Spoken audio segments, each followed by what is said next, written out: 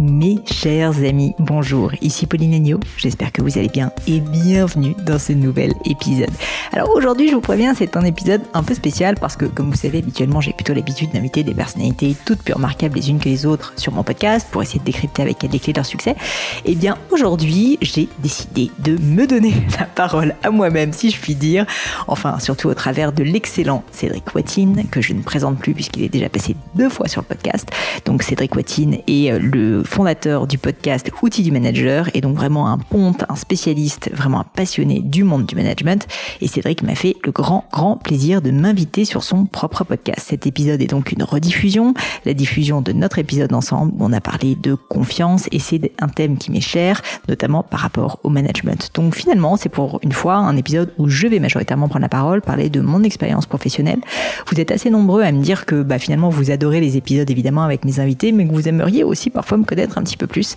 Donc j'ai pensé que cet épisode assez personnel finalement où je parle beaucoup de mes expériences passées, de mes témoignages d'expérience serait quelque chose qui pourrait vous intéresser. En tout cas, j'ai pour ma part passé un excellent moment et je remercie encore Cédric de m'avoir consacré ce temps-là. J'espère surtout que cet épisode sera utile à beaucoup d'entre vous parce que le sujet de la confiance en soi est un sujet qui m'est cher.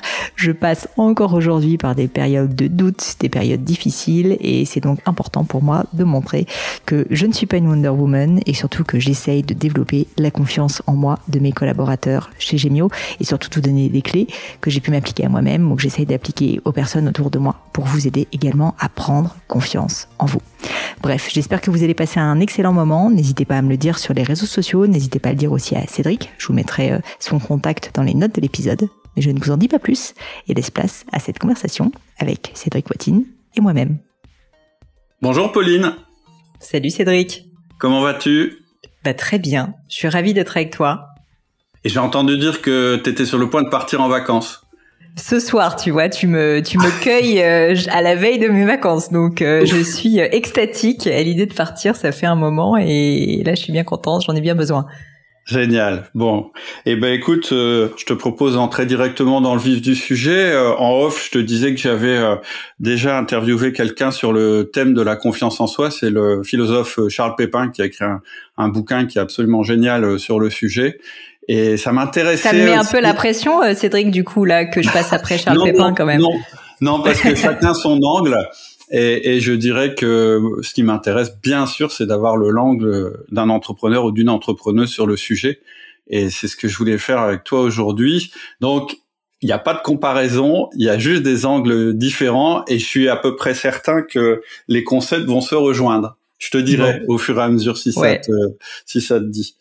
Je te propose de commencer. Alors, qui ne connaît pas Pauline Legnaud ? On sait jamais, peut-être qu'il reste quelques auditeurs qui te connaissent pas. Donc, ce que j'avais envie de te proposer, c'est simplement de démarrer en parlant un petit peu de ton parcours ou ce que tu fais, et puis peut-être aussi de nous donner un angle par rapport à la confiance en toi et peut-être des difficultés que tu aurais pu rencontrer par rapport à ça dans ton passé ou actuellement. Avec grand plaisir. Alors, je pense qu'il y a pas mal de personnes qui ne me connaissent pas. Je m'appelle Pauline Legnaud, j'ai 39 ans depuis quelques jours. Je suis mariée avec un homme que j'aime très fort depuis maintenant 17 ans et qui est aussi mon associé. Donc, je travaille avec lui. J'ai créé une marque de joaillerie qui s'appelle Gemio, que j'invite évidemment tout le monde à aller découvrir si jamais vous avez de belles occasions à fêter, qui met en avant la joaillerie française. Et comme toi, en fait, moi, ce que j'adore au-delà de mon métier, c'est de partager et en fait de ce que j'apprends en fait pour moi-même, de le partager avec d'autres personnes. Donc c'est pour ça que j'ai comme toi créé un podcast qui s'appelle le podcast de Pauline Legnaud, qui avant s'appelait Le Gratin, et qui met en avant des parcours de personnalités dans plein de domaines différents. Donc ça peut être des entrepreneurs, ça peut être des athlètes, des scientifiques, peu importe, où on va décrypter leur parcours et je vais essayer d'apprendre plein de choses pour en tirer des enseignements. Donc ça c'est ma vie professionnelle, on va dire. Pour revenir sur ta question de la confiance en soi, puisque c'est le thème du jour, c'est drôle en fait parce que je pense que je suis quelqu'un qui a l'air d'avoir plutôt confiance en elle, et je pense que maintenant je suis plutôt quelqu'un qui a une relative confiance en soi. J'espère que je suis pas arrogante, ça c'est une nuance importante, mais disons que je suis plutôt bien dans mes baskets maintenant. Mais alors ça n'a absolument pas du tout toujours été le cas, bien au contraire, et d'ailleurs il m'arrive de faire souvent des rechutes, comme souvent les personnes qui ont eu des problèmes de confiance en eux. En fait, quand j'étais petite, pour tout dire, j'avais vraiment un vrai gros problème de confiance en moi, lié je pense au fait que mes parents sont des personnalités très fortes. Je sais que t'es un aficionado du disque, mes 2 parents sont des DI, mais extrêmement D, et du coup ça peut être parfois un peu dur quand t'es un enfant, tu vois, de trouver ta place. J'ai une grande sœur aussi, j'étais la plus petite, et j'avais un peu l'impression d'être toujours moins bien en fait en permanence sur pas mal de domaines. Donc tout ça pour dire que j'étais vraiment une personne avec un déficit très très fort de confiance en moi, et ça se traduisait concrètement par le fait que je parlais très peu, que j'étais extrêmement timide, que j'étais plus que timide, en fait, j'avais peur des gens, j'avais presque une phobie, si tu veux, humaine, à tel point que à l'école, on me demandait de lire un texte devant la classe, mais je m'effondrais, je tombais, je pleurais. Enfin, tu vois, c'était vraiment de l'ordre quasiment de la phobie. Et donc tout ça pour dire qu'on en revient, puisque maintenant j'ai un podcast et que j'arrive à parler publiquement, et qu'il m'est arrivé, tu vois, de parler en public devant parfois des milliers de personnes. Je me rappelle d'une fois où j'étais au Palais des Congrès à Paris, qui était un grand moment pour moi en tant qu'ancienne timide. Mais c'était pas uniquement, si tu veux, ce problème de confiance en soi, un problème qui était lié à la prise de parole en public. C'était de manière générale ce qu'est la confiance en soi, c'est-à-dire le fait que j'avais en fait absolument aucune notion de quels étaient mes talents, quelles étaient mes compétences. Je pensais d'ailleurs ne pas en avoir, et je pensais que j'étais moins bien que tout le monde en fait, surtout. Et j'ai mis beaucoup de temps avant de comprendre que non, en fait j'ai certains talents, j'ai certaines choses que je réussis bien, et que surtout en fait la confiance en soi, ce qui est un peu mon propos et quelque chose auquel je crois beaucoup, c'est quelque chose qui se construit dans le temps avec une succession de petites habitudes, de petites victoires, et qu'en fait c'est comme ça que le cerveau finit par se dire finalement ça je sais le faire, j'ai cette compétence. Donc il y a vraiment un travail pour moi de création presque d'habitude, si tu veux, pour avoir une saine confiance en soi. Et je pense qu'il n'y a pas de déclic à avoir, mais il y a plus un travail en fait de toute une vie qui est de se rendre compte au bout d'un moment que non, on est capable de faire quelque chose et qu'on n'est pas plus mauvais ou meilleur qu'un autre. Super intéressant. Il y a 2 choses qui m'ont intéressé dans ce que tu viens de dire. Tu as parlé des profils disques. Effectivement, c'est un sujet dont on parle pas mal sur le podcast, les profils disques dominants, influents, stables, consciencieux. Tu sais à peu près, tu sais dans quelle case tu te situes à peu près ou pas du tout? Il me semble que tu as fait le test. J'ai fait le test. Alors d'ailleurs, j'ai fait le test grâce à toi, donc je rends à César ce qui est à César. Et en fait, je suis en naturel ID, donc d'abord le influent et ensuite le dominant, mais assez quand même plutôt ID, et ensuite le C et le S un peu moins. Enfin, mais c'est pas homogène, mais disons que c'est quand même relativement plat. Et alors par contre en adapté, c'est-à-dire dans le monde professionnel, je suis très fortement dominante, ce qui est pas toujours une bonne chose. Et ensuite, en deuxième position, influent. Et par contre, j'ai extrêmement peu de stabilité et de consciencieux. Donc, disons que j'ai un profil adapté qui est extrêmement, volatile, tu vois. Il y a pas, il est pas très homogène, quoi. Il est assez marqué. Donc voilà. Je pense que c'est lié à mon entourage. C'est lié aussi que dans mon équipe, j'ai beaucoup de profils qui sont des profils complémentaires, qui sont plutôt des profils verts et bleus, donc les profils consciencieux et stables. Et donc je compense aussi, tu vois, d'une certaine manière. C'est ça qui est important, c'est effectivement certains profils, il n'y a pas de bon et de mauvais profil. En revanche, la conscience de son profil est importante, c'est-à-dire que savoir qu'on est plutôt dans cette case-là, c'est quand même hyper utile. Ça permet à la fois de calmer parfois ses ardeurs et de s'adapter, et ça permet aussi ce que tu as fait, de recruter des gens qui sont complémentaires. Mais après, faut que tout ça fonctionne ensemble. Ok. Et la deuxième chose qui est intéressante aussi dans ce que tu as dit, je trouve, c'est ta manière d'expliquer en fait la confiance en disant en fait ce que j'ai senti derrière ce que tu disais, c'était qu'au départ tu te comparais en fait. Tu te disais je suis pas, j'avais toujours l'impression de pas être la personne la plus compétente, etc. Et finalement ce que tu dis aussi, c'est que la confiance, ça s'apprend. Et finalement, que ça n'a rien à voir en fait avec les autres compétences qu'on a. Il y a des gens qui ont une énorme confiance en eux et aucune compétence, et il y a des gens qui ont une bonne confiance en eux avec plein de compétences. C'est théoriquement, c'est pas lié du tout. Et bizarrement, culturellement, on fait le lien entre les deux. Complètement. Il y a d'ailleurs une notion à distinguer entre l'estime de soi et la confiance en soi. L'estime qui est plus sur le pan des valeurs et la confiance en soi qui est plus sur le plan des compétences. Et en fait, moi, s'il y avait une chose à retenir de ce que j'ai appris, en tout cas pour ma vie, et je crois que d'ailleurs c'est ce que dit aussi Charles Pépin, c'est que la confiance en soi, c'est une compétence. Ça n'est pas quelque chose d'inné. Alors, culturellement, en fait, il y a des personnes, parce que leurs parents leur ont montré par plein de petits moments qu'ils pouvaient avoir confiance en eux, ils ont développé cette compétence de la confiance en soi. Mais en fait, c'est une compétence à développer au même titre que le management, si tu veux. Et d'ailleurs, c'est toi qui m'as appris ça, que le management... Globalement, personne ne naît vraiment bon manager. Alors, il y a peut-être des personnes qui ont un peu plus de talent de base, etc. Mais globalement, tu n'es pas bon manager, tu le deviens parce que tu travailles cette compétence. Et je trouve ça assez rafraîchissant de se dire que la confiance en soi, c'est un peu la même chose. Tu peux partir de très très bas. Certes, c'est plus facile dans la vie si tu pars d'un peu plus haut ou si tes parents t'ont aidé parce que du coup, t'as moins à développer cette compétence. Mais en fait, tu peux l'apprendre, quoi. Et donc, c'est un travail, tu vois, de se dire que non, en fait, tu peux développer la compétence de la confiance en soi. Et je pense d'ailleurs que c'est assez fondamental dans le monde professionnel, très honnêtement, mais aussi en fait, on en parle beaucoup pour le monde personnel, je trouve, en se disant que c'est important pour être heureux, et je pense que c'est vrai qu'on est mieux dans ses baskets, et donc mieux, tu vois, plus sain quand on a confiance en soi, une saine confiance en soi, mais par contre, je pense que c'est aussi très important dans le monde professionnel, parce que moi, j'ai d'ailleurs moi-même, je peux me montrer vulnérable en te disant que toutes les fois quasiment où je suis trop agressive, trop impatiente, cassante, c'est par manque de confiance en moi. Ouais. Et donc ça a des dommages collatéraux importants sur mon équipe et sur le management et sur certaines décisions que j'ai pu prendre parce que par manque de confiance en soi, je veux montrer quelque chose, prouver quelque chose. À l'inverse, quelqu'un qui a une bonne confiance en lui, justement, va pouvoir prendre des décisions d'une certaine manière plus rationnelles, parce qu'en fait, il peut assumer qu'il est vulnérable à tel endroit, ou il peut assumer que là-dedans, c'est pas la meilleure personne pour prendre la décision, tu vois. Je suis tout à fait d'accord avec toi. Moi, ce que j'ai toujours observé, c'est qu'en fait, les personnes qui peuvent se montrer les plus vulnérables, je dirais de manière volontaire, de décider de montrer leur vulnérabilité aux autres, en fait, c'est un signe de grande confiance en soi.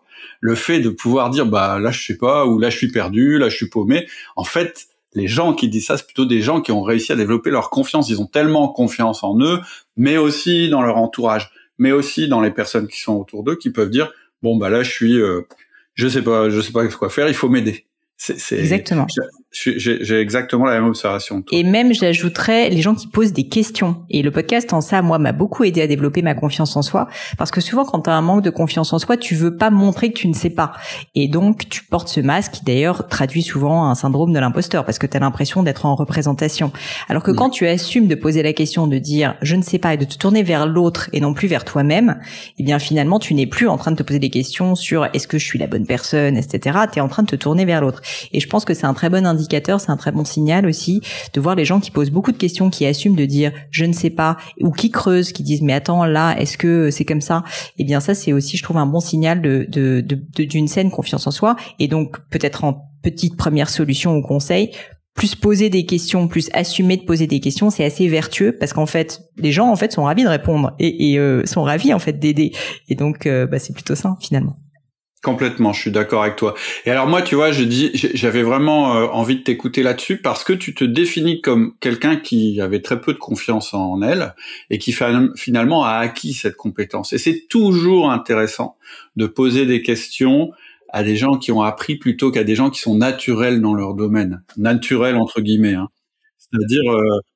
à la salle de, je vais dire n'importe quoi, mais à la salle de sport, si tu demandes des conseils ou en course à pied, tu demandes des conseils à quelqu'un qui a toujours couru très vite, il va avoir du mal à te répondre. Alors que quelqu'un qui a appris à courir vite va te donner des informations plus intéressantes que quelqu'un d'autre. C'était aussi pour ça que ça m'intéressait d'avoir un petit peu qu'on voit d'où tu venais et où tu arrivais dans le domaine de la confiance en soi avant de te poser des questions plus spécifiques. Mais premier conseil que je vous encourage à noter, poser des questions.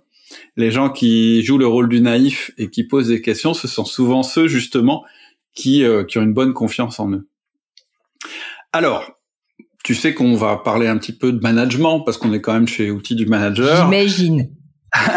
Donc moi, ça m'intéresse un petit peu de savoir le lien que tu fais entre la confiance en soi et le management. Et en particulier, ça m'intéresse de savoir comment la confiance en soi du manager va impacter ses équipes et donc ses résultats.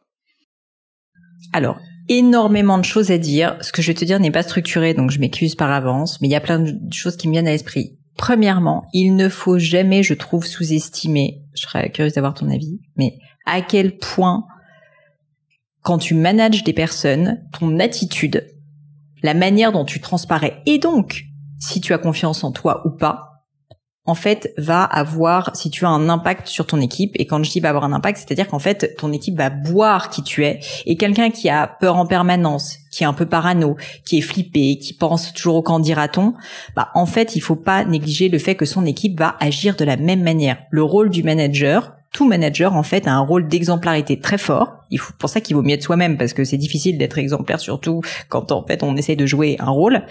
Mais tout ça pour dire que je pense que c'est extrêmement important déjà d'avoir en premier lieu en tête que si tu n'as pas confiance en toi en tant que manager, ton équipe ne va pas avoir confiance en elle. C'est clair. Et ça, c'est quand même un vrai problème, si jamais c'est le cas. C'est contagieux, en fait, la confiance en soi. C'est contagieux. Donc, du coup, surtout, moi, je suis entrepreneur, toi aussi. Quand t'es dans des créations d'entreprises, c'est quand même assez facile de se dire, d'avoir des doutes, surtout si tu veux. Donc, je dis pas, la confiance en soi n'est pas l'arrogance, une fois de plus. Donc, ça veut pas dire que t'as jamais des doutes et que tu vas pas remettre en cause certaines choses. Mais par contre, tu vois, ne pas avoir peur de changer d'avis, de se montrer vulnérable. Tout ça, ce sont des choses qui sont très importantes parce que, en fait, en tant que leader, le management et le leadership sont quand même des concepts qui sont assez proches. En fait, on a vraiment un rôle nos équipes sont des éponges qui vont, qu'on le veuille ou non, en fait, absorber notre manière d'être. Et donc ça, c'est peut-être pour moi, paradoxalement, le truc le plus important. Pourtant, c'est quelque chose qui est complètement impalpable, tu vois, mais dans tout ce que tu vas faire au quotidien, si jamais tu, en permanence, n'as pas confiance en toi, va te dévaloriser, en fait, que les gens vont le sentir, non seulement, ils vont avoir cette image de toi, mais d'autant plus, ils vont eux-mêmes probablement avoir moins confiance en eux.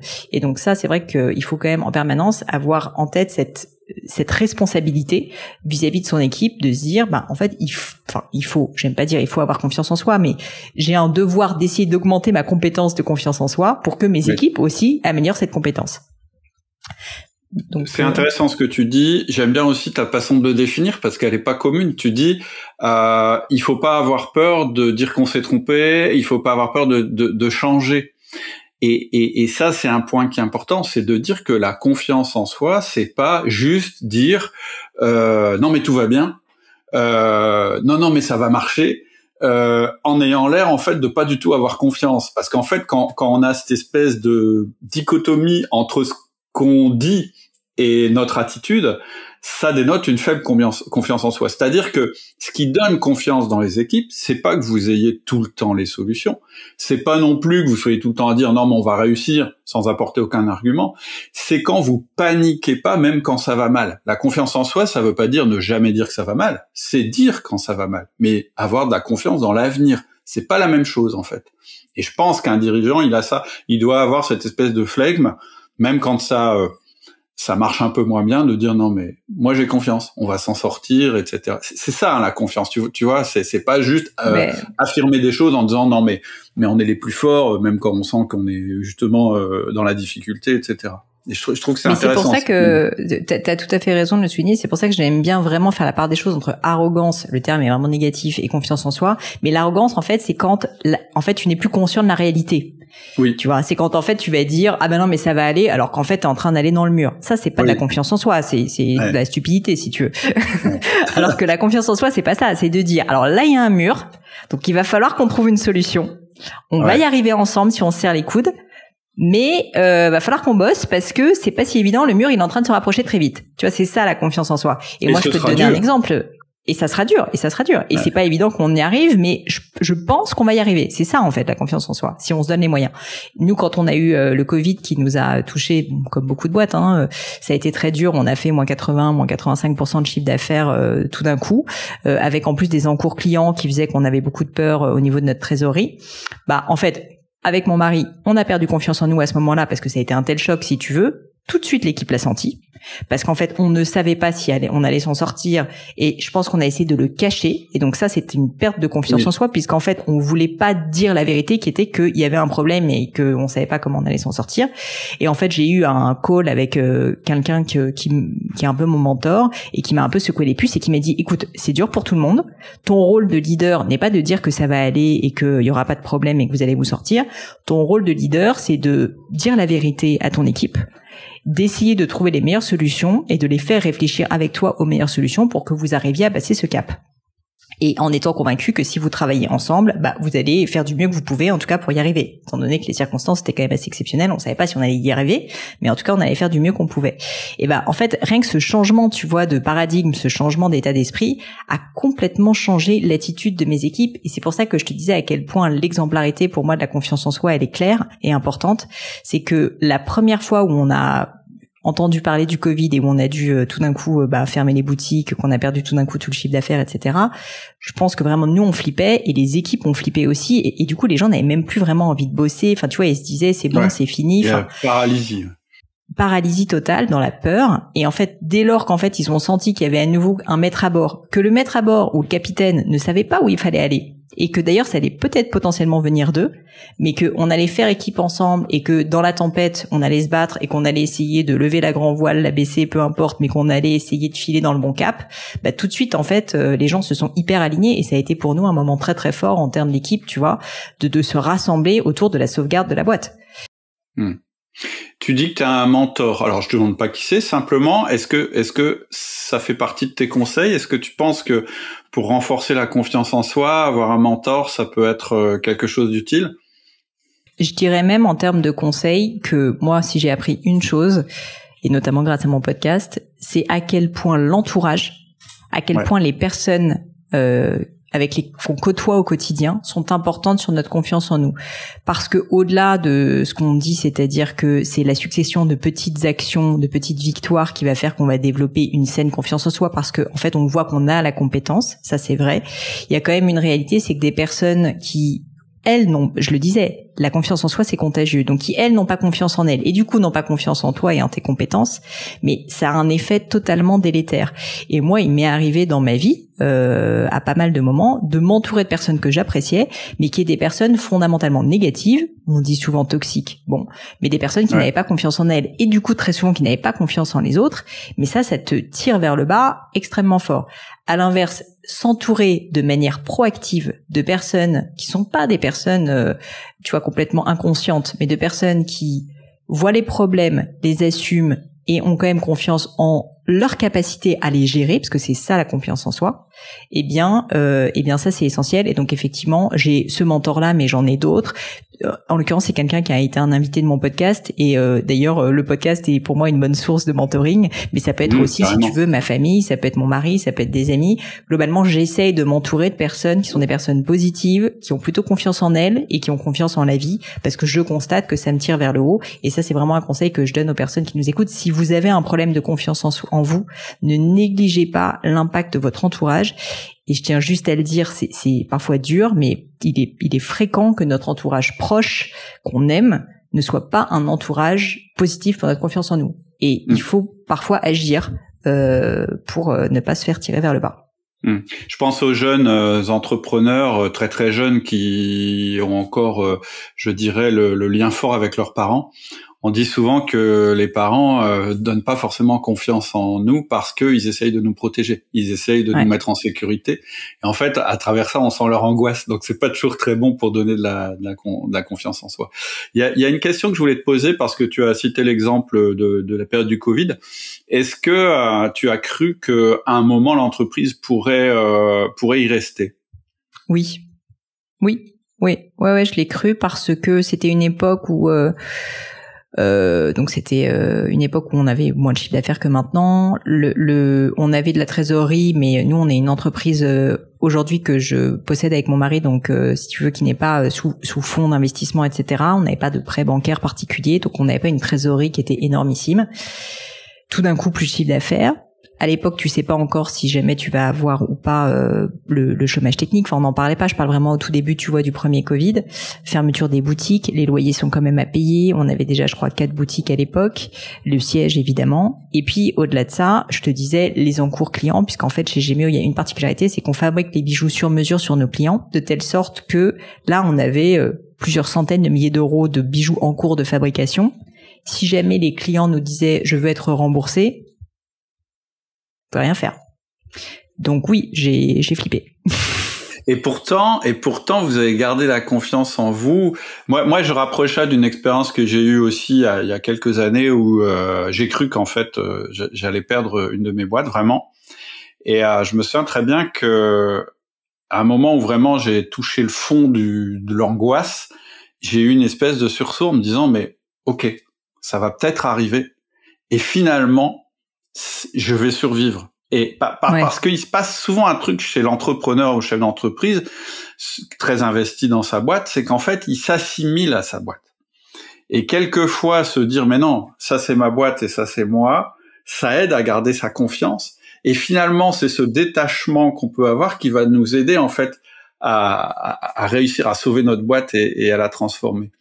Et je dirais que dans les mentors qui sont utiles pour la confiance en soi, il y a des mentors qui sont très utiles, c'est ce que j'appelle les survivants. C'est-à-dire les gens qui ont vécu des épreuves difficiles, mais qui s'en sont sortis et qui aujourd'hui disent « ouais, c'était une péripétie ».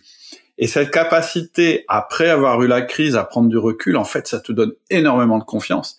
Et une confiance que tu peux transmettre aux autres. Parce que même quand tu dis à tes employés « ouais, peut-être qu'on s'en sortira pas », oui, peut-être. C'est une possibilité. Mais on va se battre, on va tout faire, etc.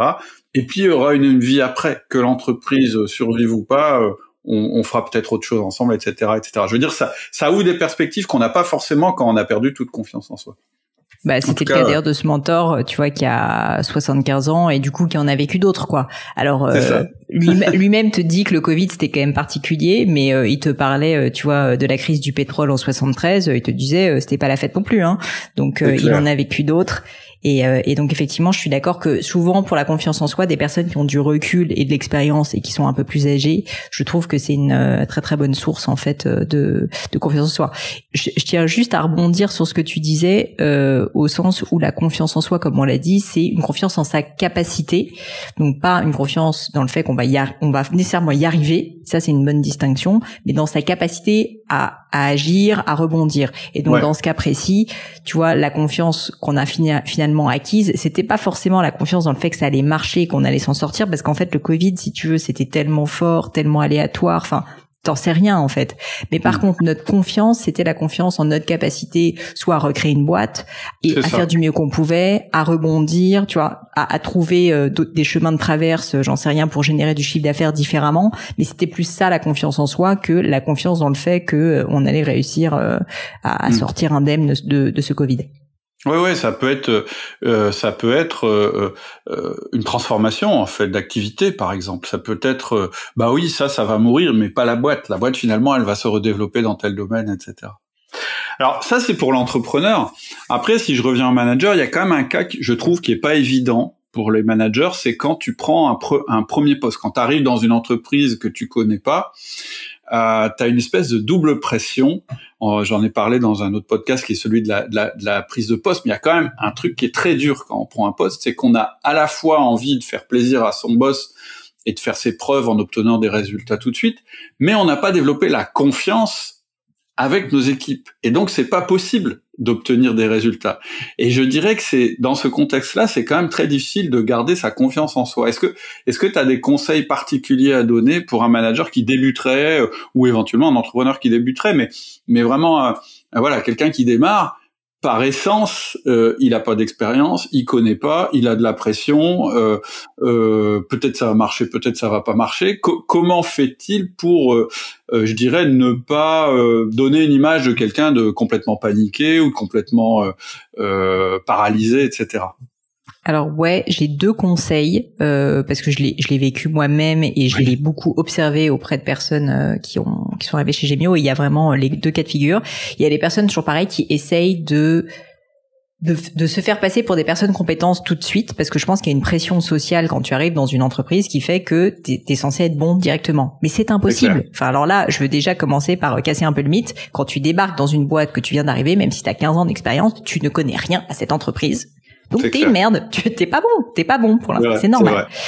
Et donc je pense qu'il faut l'assumer et donc se positionner dans le fait d'être un apprenti dans cette entreprise, même si tu as 15 ans d'expérience et que c'est pas ton premier poste. Et donc, que je veux dire par là, c'est poser des questions. On en revient à ça. Se montrer vulnérable. Assumer, en fait, qu'on n'a pas toutes les réponses. Et moi, les personnes que j'ai vues qui ont fait les meilleures carrières chez nous, et qui ont été le mieux onboardées, ce sont des personnes qui assumaient et donc qui avaient confiance en elles d'une certaine manière, que c'était une nouvelle entreprise, qu'elle ne connaissait pas fondamentalement les tenants et les aboutissants de la manière dont notre boîte fonctionnait, et donc qui se positionnaient, si tu veux, vraiment comme des apprentis, une fois de plus, c'est-à-dire qui allaient poser des questions, qui allaient s'intéresser, qui allaient creuser des sujets, mais qui n'avaient pas de réponse, et qui mettent en général bien 3 mois avant de commencer à faire des premières propositions. Donc c'est vrai que c'est difficile en France, d'autant plus que il y a ces fameuses histoires de période d'essai, etc. Donc c'est pour ça que j'ai un deuxième conseil à donner, mais je dirais qu'il faut de manière générale plutôt être dans une démarche de poser des questions, de s'intéresser à l'entreprise, plutôt que d'essayer tout de suite, si tu veux, de changer les choses. Parce que ça, c'est un peu une erreur, je pense, classique quand on arrive dans une boîte, c'est d'arriver, de se dire, ok, je vais tout changer, parce qu'il faut que je montre que je sers à quelque chose. Mais en fait, le problème, c'est que tu connais pas encore suffisamment la boîte, et d'ailleurs, souvent, il peut y avoir aussi des levées de boucliers, tu vois, de l'équipe qui te connaît pas, te fait pas confiance, donc c'est trop tôt, en fait. Donc je pense qu'il faut être assez vigilant avec ça, et je trouve qu'une première période, en fait, qui est plus une période d'accoutumance, de connaissance de l'entreprise et de création de confiance avec les collaborateurs, elle est assez nécessaire, et via le fait de poser des questions, en fait, et de s'intéresser. Donc ça, c'est peut-être mon premier conseil. Et le deuxième, du coup, qui est corollaire, c'est que je pense qu'il faut être beaucoup dans cette démarche de poser des questions, mais aussi prendre des petites décisions, avoir des petites victoires sur des petits sujets pas très importants. Parce qu'une fois de plus, tu peux pas commencer quand tu arrives dans une entreprise par refaire la strate de la boîte. Mais par contre, commencer par dire est-ce que tu m'autorises à juste changer ce fichier Excel que je trouve pas forcément parfaitement fait, je te fais une proposition, tu me dis ce que t'en penses. Donc sur des petits sujets qui peuvent paraître parfois un peu mesquins franchement, mais qui va faire que la personne en face de toi ou l'équipe va voir que tu contribues, va te permettre aussi toi de montrer en fait que tu es capable de faire certaines choses et d'apporter de la valeur ajoutée. Et donc je dirais que cette période qui est pas évidente, tu as raison de le soulever, pour moi c'est poser beaucoup de questions et faire des propositions et prendre des petites décisions, des petites propositions sur des petits sujets qui avec le temps en fait vont devenir des gros sujets. Toujours dans cette perspective à laquelle je crois beaucoup et dont j'ai parlé dans ma formation, qui est que la confiance en soi, ça se construit dans le temps pour les autres, enfin la confiance de manière générale pour soi et pour les autres, sur des petites victoires, des petits actes répétés avec beaucoup de répétitions. Donc il vaut mieux commencer tôt avec des petites actions plutôt que d'essayer, tu vois, et ça c'est une erreur que j'ai déjà vue, de tout de suite faire un très grand projet. Parce que le très grand projet, déjà t'es pas forcément en capacité tout de suite d'avoir les bonnes idées, mais en fait surtout il faut pas négliger que les personnes en face de toi ne te font pas confiance et c'est normal. Il faut pas se dire c'est injuste, tu vois, ça c'est typique un raisonnement que j'ai pu entendre. Non, c'est normal, ils te connaissent pas, eux ça fait 10 ans qu'ils bossent dans la boîte, qu'ils la protègent, c'est tout à fait normal en fait qu'ils mettent du temps avant de te faire confiance sur ces sujets qui sont des sujets stratégiques. C'est clair. Il y a un truc aussi qu'il faut se dire quand même, c'est que parfois il l'oublie, mais un boss sensé, il sait très bien que quelqu'un va pas révolutionner la boîte en 3 mois. En fait, ce qu'il veut, c'est pas ça. En fait, ce qu'il veut, c'est être sûr de pas s'être trompé en termes de recrutement. C'est pas la même chose. Et si t'arrives et qu'effectivement t'es quelqu'un qui pose des questions intelligentes, qui résout des petits problèmes, et aussi qui a un plan, c'est-à-dire que si t'es capable d'aller voir ton nouveau boss et de dire voilà comment je vois mon intégration, pendant 1 mois je vais faire ça, puis pendant etc., que tu lui rendais compte, que tu le rassures, etc., ça te donne de la confiance et ça dégage aussi une image de confiance. Et la confiance, au départ, elle peut pas être sur les résultats, parce que les résultats, ils ne s'obtiennent qu'une fois qu'on a la confiance de notre équipe. Donc il faut être, montrer qu'on a du recul, etc. Très juste, et ça, ce conseil que tu donnes, je me permets de rebondir dessus. Moi, malheureusement, je constate que ça arrive peu, et notamment sur des personnes un peu plus juniors. C'est plus le cas si tu recrutes un DG, bien sûr, ou des choses comme ça, mais je pense que ça a énormément de valeur en tant que personne, même qui n'est pas manager, mais qu'employé, quand tu arrives dans une nouvelle entreprise, de se poser avec son manager et de dire comment est-ce que tu vois mon intégration? Moi personnellement, je pense qu'il faut que je fasse déjà 1 mois de ça. Ensuite, je passerai peut-être à une deuxième étape, mais en fait de montrer qu'il y a une réflexion, du recul et un plan, quitte à ce qu'il soit challengé, tu vois. Mais je trouve ça extrêmement valorisant. Nous, on est même allé un cran plus loin chez Outils du Manager, c'est qu'on a carrément proposé aux personnes qui démarrent un poste d'avoir un plan, en fait, de venir avec un plan, avec tout fait, et je veux dire argumenter de ça, qu'elles peuvent discuter avec leur boss, parce que je pense que c'est encore une démarche encore plus proactive, en restant ouvert par rapport à ce que va dire le patron, mais que d'arriver déjà à quelque chose. Ça veut dire, je connais pas tout, mais j'ai réfléchi quand même. Et donc, voilà ce que je te propose pour que ça se passe bien, mon intégration, etc. En fait, en résumé, un boss, qu'est-ce qu'il veut? Il veut des résultats, certes, mais surtout, il veut pas d'ennui. C'est-à-dire, il veut pas s'être trompé, il veut pas que ça se passe mal avec les équipes, etc. Les résultats, ce sera pas tout de suite, ce sera après, mais il faut qu'il y ait quelque chose entre deux, je pense. Il y a un autre truc que t'as redit l'histoire des questions, et ça, c'est vachement important, je voudrais insister là-dessus. Je sais pas si t'as remarqué, moi aussi, j'ai des mentors, et en fait, mes mentors, ils me disent pas grand-chose. Ce qu'ils font quand on se rencontre, c'est qu'ils me posent des questions. La puissance des questions. Et je pense que ton mentor, ça doit être pareil. Avant tout, il doit te poser des questions. Et c'est à travers ces questions, finalement, qu'il va te donner confiance. Il va te montrer que tu as les ressources. C'est un peu une démarche de coaching, d'une certaine manière. On dit souvent qu'on ne peut avoir une épiphanie ou une réalisation que quand elle vient de nous-mêmes. En fait, l'expérience, c'est pas quelque chose qui se partage si bien que ça. Il faut que tu le vives pour le comprendre. Mais par contre, si on te pose des questions et que tu finis par arriver via ton cheminement à cette conclusion, là, tu vas vraiment la comprendre fondamentalement. Super intéressant. Il y a un autre cas, alors je sais pas, peut-être c'est un cas compliqué, mais quand on se rend compte qu'on est soi-même managé par une personnalité toxique, ou si on a des collaborateurs qui ont des personnalités toxiques, tu t'en parlais tout à l'heure en parlant de l'environnement, ça c'est ton environnement choisi, mais dans la boîte, en fait, tu choisis pas toujours ton environnement. Quand je dis toxique, je dirais que, parce que c'est pas un terme que j'aime forcément, même s'il veut bien dire ce qu'il veut dire, c'est plus, si t'as un manager qui te donne pas confiance en toi, ou si t'as des collègues ou un ou plusieurs collègues qui ne te donnent pas confiance en soi. Je pose cette question parce que j'ai été surpris de voir une statistique en discutant avec une coach qui me disait qu'en fait, les gens qui viennent en burn-out chez elle, c'est souvent des gens dont le manager a sapé leur confiance en eux. C'est-à-dire que ils réussissaient trop bien, et le manager a eu peur, et donc il les a écrasés. Tu vois, on peut avoir ça dans une entreprise. Ce serait quoi ton conseil par rapport à ça? Quelqu'un qui se sent dans cette situation, qui se dit mais en fait j'arrive pas à avoir confiance en moi parce que finalement mon contexte professionnel, mon boss, mes collègues, mes collaborateurs sapent ma confiance en moi. Écoute, c'est une question hyper intéressante. Alors, j'ai évidemment pas de réponse. Je pense qu'il y a beaucoup de cas particuliers. Je suis comme toi, j'aime pas trop le terme de toxique parce que bien souvent, malheureusement, ces personnes-là sont des personnes qui n'ont pas conscience, si tu veux, du mal qu'elles font. Et d'ailleurs, elles ne font pas le mal de la même manière à tout le monde parce qu'en fait, une personne qui est toxique pour toi le sera pas forcément pour moi. Donc, il faut quand même mettre beaucoup, tu vois, de guillemets, de petites pincettes. Je pense qu'on est un peu rapide à juger. Il y a maintenant des pervers narcissiques à tous les coins de rue, si tu veux. Je pense que c'est quand même pas le cas. Mais tout ça pour dire que il peut arriver qu'il y ait une interaction difficile dans une entreprise avec votre manager, un de vos employés, etc. Je pense que la clé, et je sais pas si t'es d'accord, c'est déjà de dire ce qu'on pense de manière posée et en étant à l'écoute de l'autre. Donc toujours aussi quand même poser des questions. Parce que très souvent quand on est face dans une situation comme ça, en fait, on prend les choses personnellement, on se campe un peu sur tu vois, en se disant c'est moi qui ai raison, c'est un peu un rapport de force, tu vois. Alors qu'en réalité, la personne en face, bien souvent, n'a même pas conscience de ce qui se passe, ou en tout cas, ça n'est pas volontaire. Pour elle aussi, la situation est difficile. Et donc, moi, ce que j'ai constaté pour l'avoir observé, par exemple, dans mon entreprise, entre deux personnes qui se considéraient toxiques l'une et l'autre, c'est qu'en fait, elles n'avaient même pas parlé à la principale intéressée. Et donc, je pense que la première chose à faire, c'est pas d'en parler à tous tes potes, parce qu'en général, c'est ce qui se passe, d'en parler à tout le monde dans l'entreprise est au courant, sauf la personne principalement intéressée.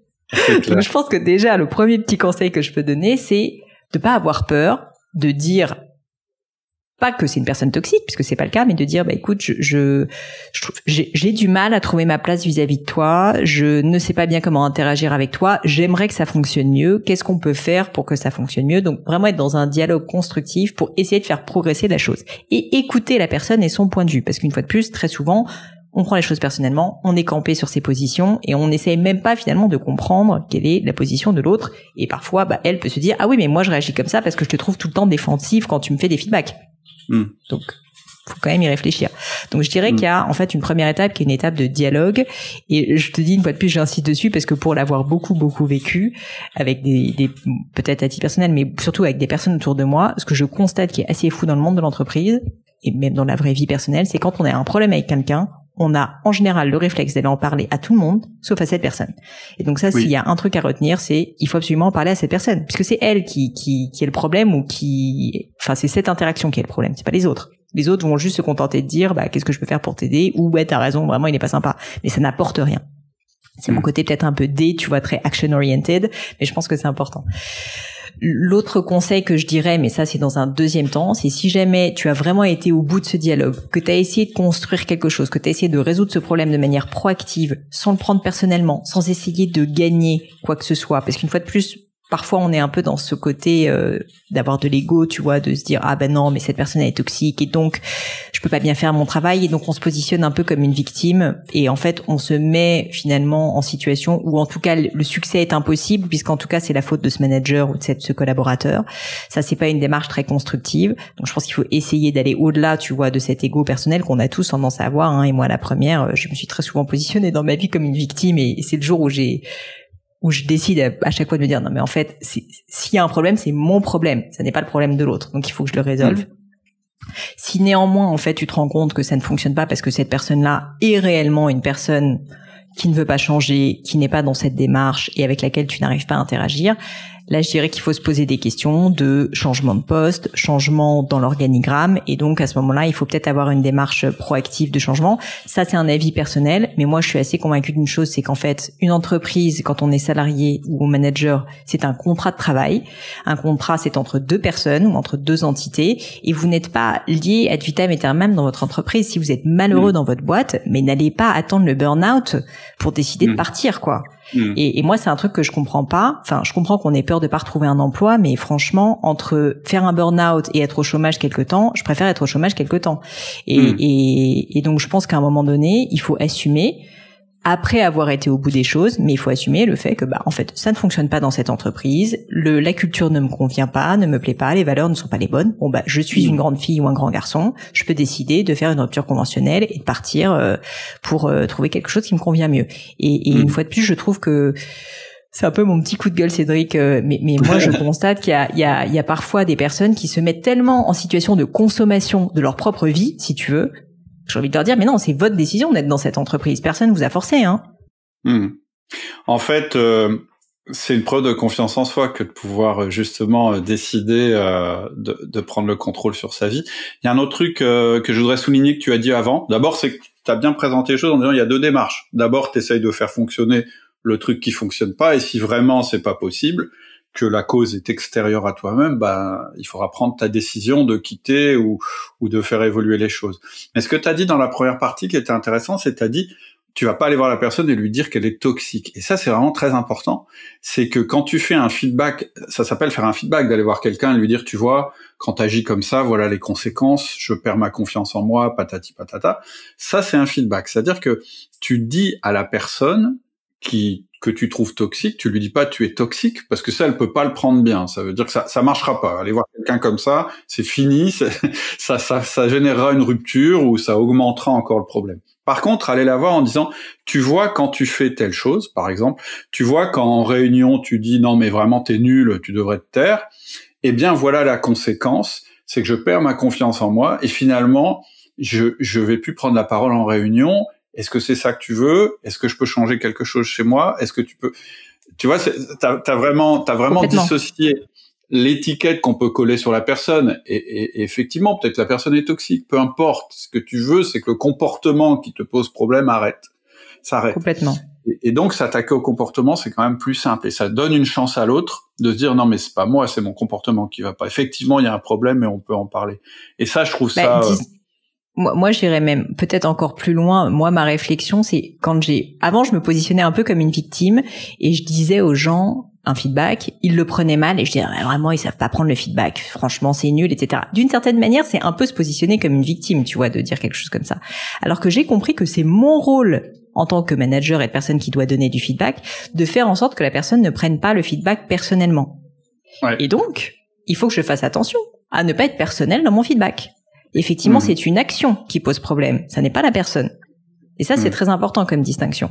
Et je pense qu'on a très souvent tendance, en tout cas, moi, je te dis, une fois de plus, c'est pas pour dire que je suis nulle surtout, mais disons que j'ai pu pendant longtemps confondre des feedbacks personnels, et moi-même, tout était brouillé dans ma tête, tu vois, et faire des feedbacks qui étaient légitimes, je pense, sur le fond, mais en l'orientant sur la communication de manière trop personnelle, en disant, bah, tu vois, là, t'es comme ça, tu es comme ça.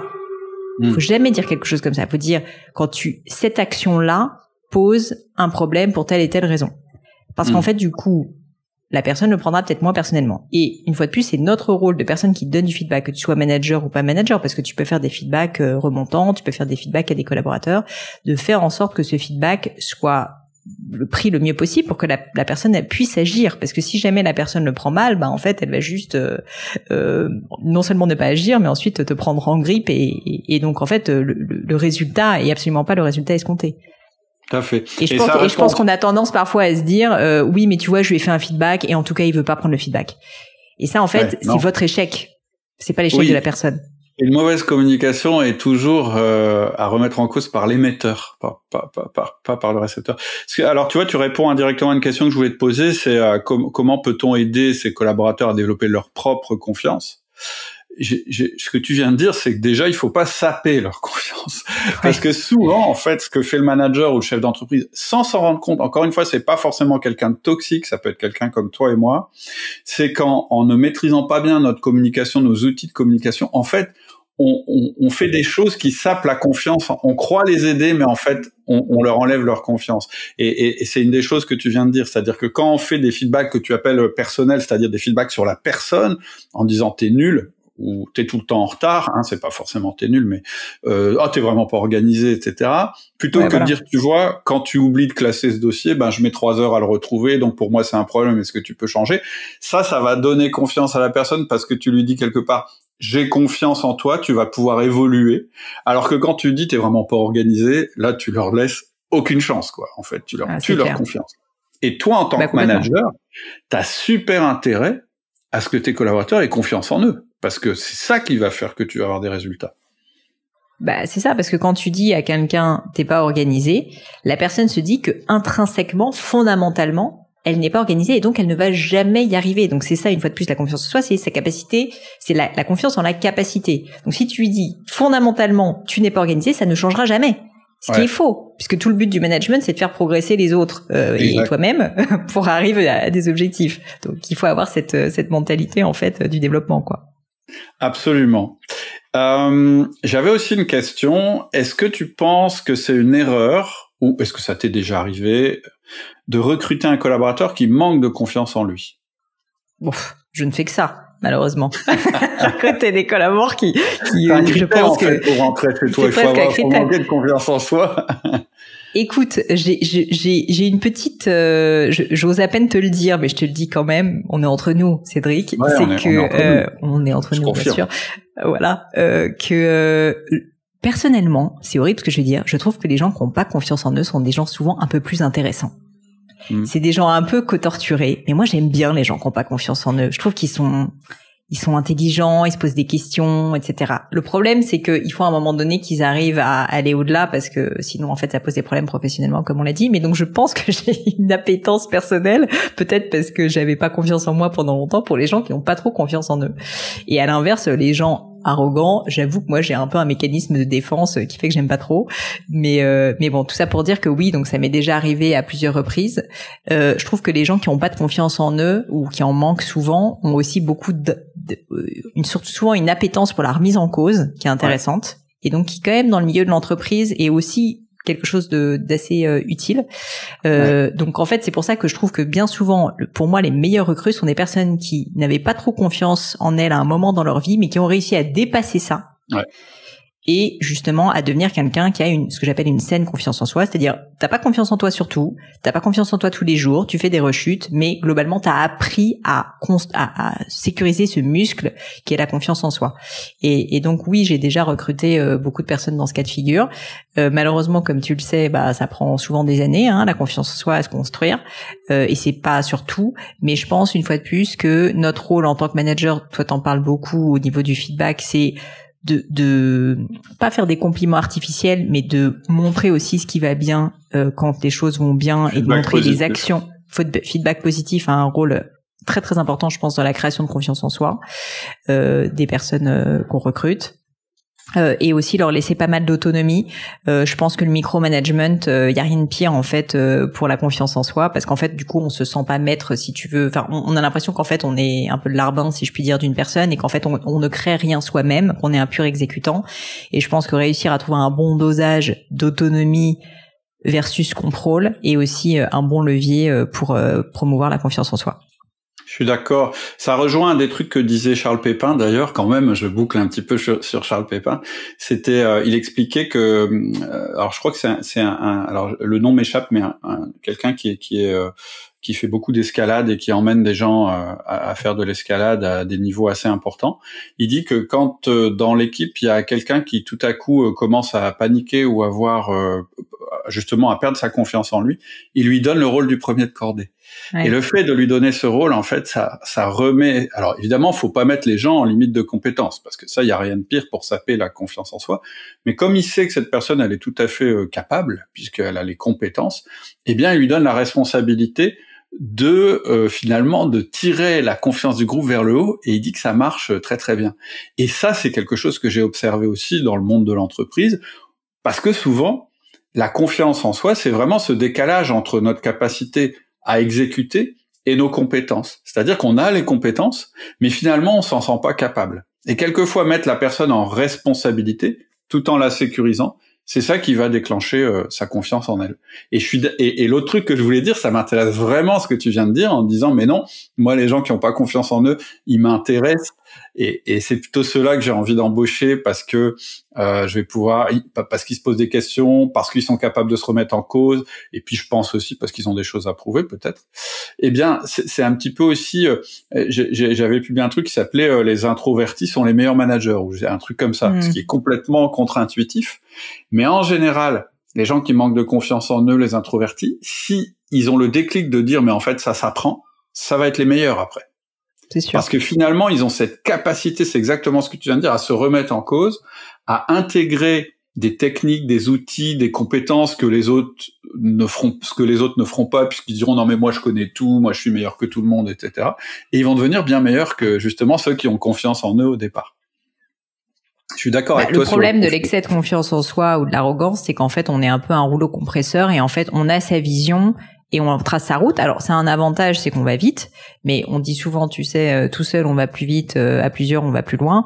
C'est un peu ça, c'est-à-dire que si jamais tu traces ta route tout seul et que t'écoutes personne, et que en gros t'es un peu le rouleau compresseur qui écrase tout sur son passage, le problème c'est que au bout d'un moment il y aura bien un mur, si tu veux, qui va faire que tu vas devoir t'arrêter. Alors que si jamais t'arrives à plus te coordonner avec d'autres personnes, et à ce moment-là forcément ça va beaucoup plus loin.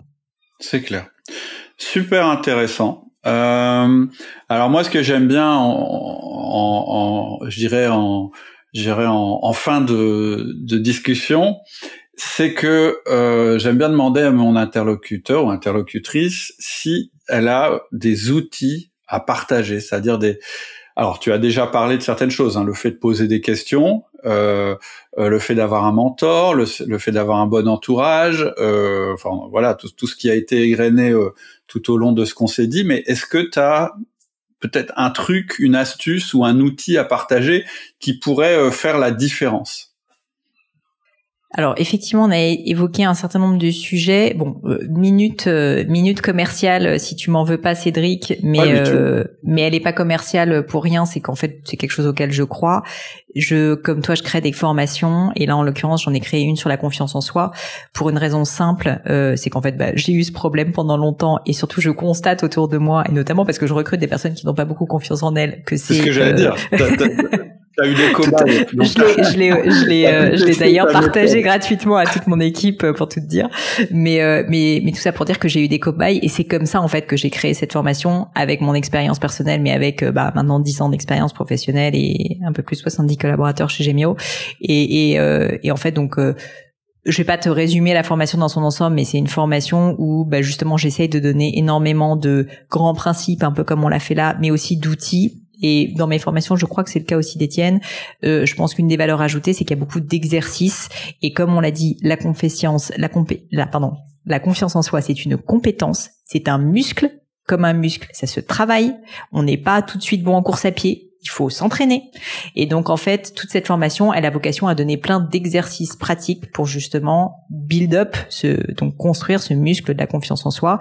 Et donc, moi, je suis assez convaincue que je te parle pas des cas, évidemment, médicaux, de dépression grave, de bipolarité, etc. C'est pas mon terrain. Mais quand on a juste un problème simple de confiance en soi, qui est quelque chose d'extrêmement fréquent, et d'ailleurs, j'avais fait une étude sur ma newsletter et mes comptes Instagram et LinkedIn, il y a plus de 80% des gens qui estiment ne pas avoir vraiment confiance en eux. Donc, c'est énorme.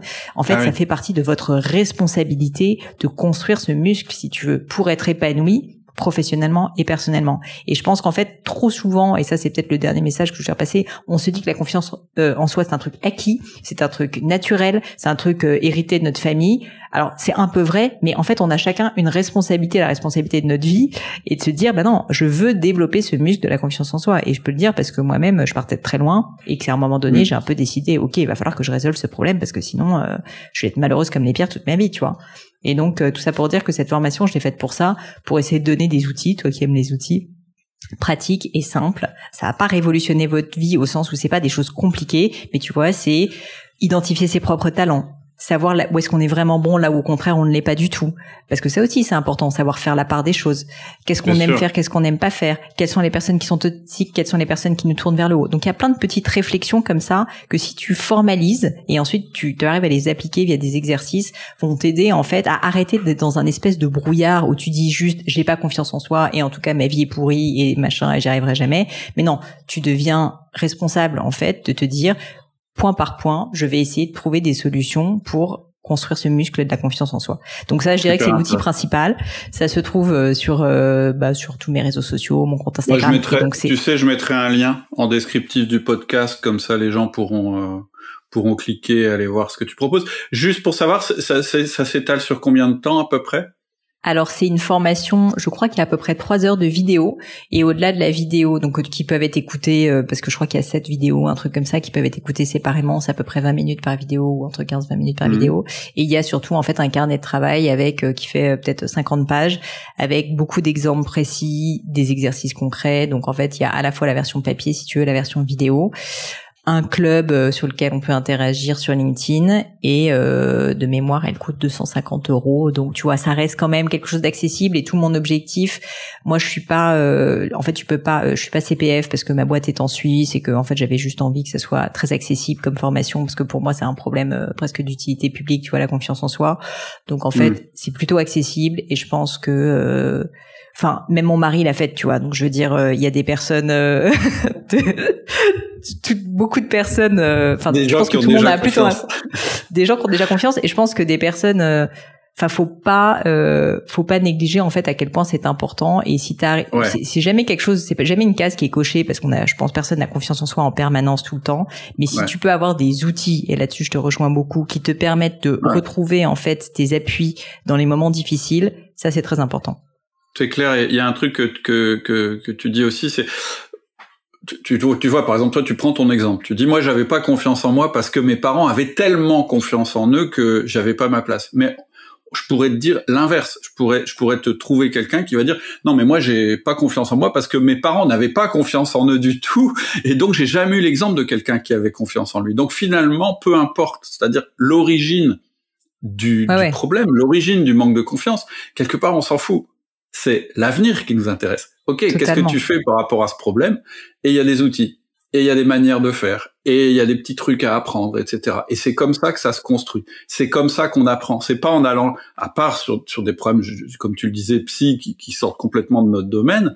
Là, on n'est pas du tout dans ce cas de figure-là. On est simplement dans une compétence à acquérir. La compétence à acquérir, l'idée, c'est pas de regarder pourquoi on l'a pas. L'idée, c'est comment je l'acquiers. Est-ce qu'elle est importante pour moi? Oui, non. Comment je l'acquiers? Exactement. C'est d'avoir une démarche presque plus simple, en fait, vis-à-vis de ce sujet, où très souvent, je trouve que on rentre un peu dans des débats, tu vois, personnels, de se dire, j'ai pas, une fois de plus, un peu de victimisation, je trouve. Alors qu'en fait, une fois de plus, si on le voit de manière concrète, c'est comme d'apprendre l'anglais. Est-ce qu'il faut ou pas que j'apprenne l'anglais? Oui, pour mon développement professionnel. Du coup, il faut que je me donne les moyens, que j'aille en Angleterre, que je prenne des cours d'anglais, que je passe des podcasts. C'est la même histoire, en fait. Et très souvent, la confiance en soi, on se dit, non, c'est un truc un peu, tu vois, qui flotte comme ça dans l'air. On l'a pas, mais il n'y a pas de démarche proactive. Et tout mon sujet, c'était de dire, je pense que c'est un outil professionnel, la confiance en soi. Et donc, dès lors, si tu penses que c'est important, il faut que tu aies une démarche proactive pour la développer. Je suis d'accord avec toi. La vraie question, c'est est-ce que c'est un sujet pour moi, oui ou non? Est-ce que c'est le moment pour moi de faire ça? Et c'est pas le cas pour tout le monde, hein. Il y a des gens qui n'en ont pas besoin. De faire autre chose à ce moment-là. Je suis d'accord avec toi.